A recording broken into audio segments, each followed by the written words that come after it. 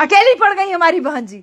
साहब का साथ था, साहब हमको निर्देशन देते थे, मार्गदर्शन करते थे, आगे बढ़ रहा था मिशन मूवमेंट। साहब कांशीराम की तबीयत खराब हुई, बहन मायावती जी ने एकदम पिता से भी बढ़ करके उनको माना और पूरी सेवा की। लेकिन साहब कांशीराम 9 अक्टूबर 2006 को हम लोगों को छोड़ के चले गए। फूट फूट कर रोया समाज, जनता रोई कि अब क्या होगा, वो सपना अधूरा तो नहीं रह जाएगा।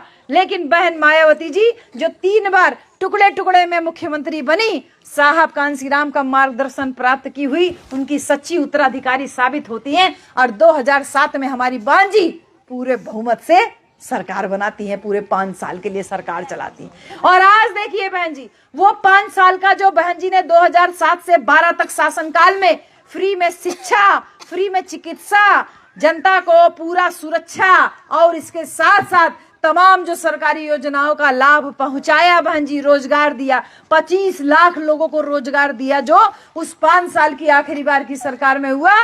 तोते खड़े हो गए, सब तोते उड़ गए सबके बहन जी, सबके कान खड़े हो गए, ये क्या हो रहा है। और तभी से लोगों ने ठान लिया कि इनकी सरकार दोबारा नहीं बननी चाहिए। और 12-13 साल हो गया शासन सत्ता से अलग हैं, लेकिन आज जुल्म और अत्याचार इतना हो रहा है ना बहन जी, चारों तरफ, चाहे 3 साल के बिटिया हो, चाहे 13 साल के बिटिया हो, क्यों ना सुरक्षित है। चाहे 10 साल के लड़का हो, चाहे 25 साल के लड़का हो, चाहे 60 साल के आदमी बुजुर्ग हो, क्यों सुरक्षित ना है। तो बहन जी बहुत व्यथित है, बहुत परेशानी। बहन जी कह रही है कि अब हम लोगों को सरकार बनानी है।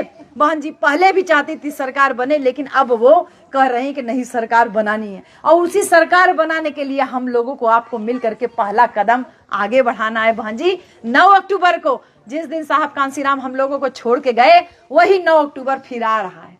आज 28 हो गई ना बहन जी, आज 28 हो गई, 9 अक्टूबर आ रहा है, यानी ठीक 10 दिन 12 दिन के बाद हम लोगों को वही साहब कांशीराम की पुण्यतिथि मनाना है। लखनऊ में बहन जी ने बड़ा स्मारक बनाया साहब कांशीराम के नाम पे। उसी स्मारक स्थल पे आपको हमको अपील किया गया है कि हम सब लोग ज्यादा से ज्यादा संख्या में बहन जी उसमें पहुंचे। और ज्यादा से ज्यादा संख्या में बहन जी पहुंचेंगे तो आखिरी रैली हुई थी 2016 को, जब उन लड़का 8 बरस के रहा होए, तो 2016 से 2025 आ गया, यानी 11 साल हो गया और 9 साल हो गया। जब उन लड़का 10 बरस का रहा तो 19 साल का हो गया बहन जी।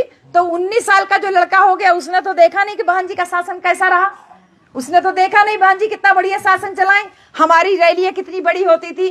तो वो बच्चे, कोई दूसरा मूछों पे ताव देके ऐठता है, नीला गमछा बांध के चमार चमार बनाता फिरता है, हमारे बच्चे उसी के पीछे घूम रहे हैं। तो अब हम लोगों की जिम्मेदारी है कि अपना हाथी का ताकत दिखाया जाए, और वो हाथी का ताकत बहन जी आपको हमको 9 अक्टूबर को दिखाना है। लखनऊ में ज्यादा से ज्यादा संख्या में पहुंच गई बहन जी। चुनाव का माहौल नहीं है कि क्यों गाड़ी दे दे तो गाड़ी में सब जने बैठ जा चली जा। भाई चुनाव होता है तो कहें भैया साधन दे तब चलब, लेकिन ई जाने लें कि जबले साधन नहीं रहा, एक पहलो रैली होती रही बहन जी, हमन के पास साधन तो नहीं रहा ना, साधन नहीं रहा तब वो हमन 4-4 दाई सरकार बनौली। और आज हर गांव में 2-4 जौन 4 चक्का के गाड़ी जरूरी है, हर गांव में है। इतनी गाड़ियां, इतनी साधन, हर दूसरे घर में एक मोटरसाइकिल जरूर है, लगभग हर घर में मान लीजिए तो मोटरसाइकिल तो है।